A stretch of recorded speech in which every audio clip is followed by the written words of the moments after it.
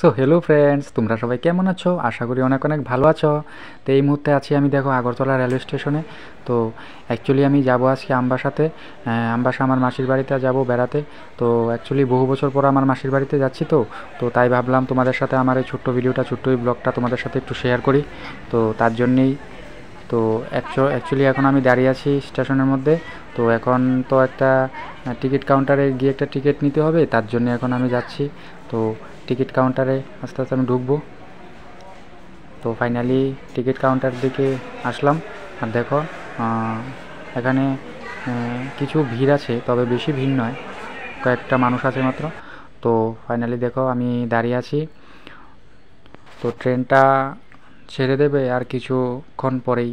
তো আমি এখন ট্রেনের সামনে দাঁড়িয়ে আছি। তো ট্রেনটা ফাইনালি আর কিছুক্ষণের মধ্যেই ছেড়ে দেবে, আর আমি এখন ট্রেনে উঠে পড়ব ফাইনালি।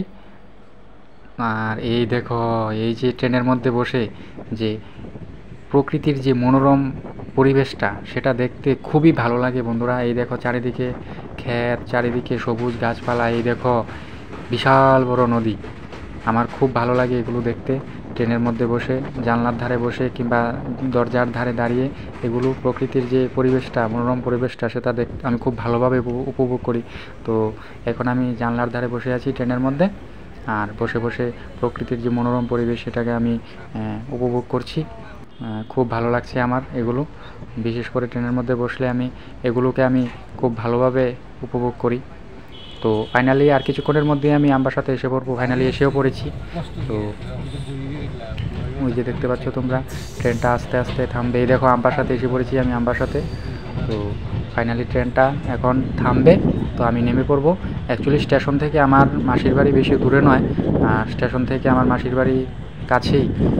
তো আমাকে হেঁটে হেঁটে যেতে হবে, কারণ গাড়িতে ওঠার কোনো প্রয়োজন নেই, যেহেতু মাসির বাড়ি কাছে। তো দেখো আমবাসাতে আমি স্টেশনে নেমে পড়েছি। তো ফাইনালি দেখো যে ট্রেনটা এখন এখানে আছে, সেটা থেকে আমি নেমেছি। তো এখন আমি চলে যাব মাসির বাড়িতে। টাটা, গুড বাই, তোমরা সবাই ভালো থাকবে।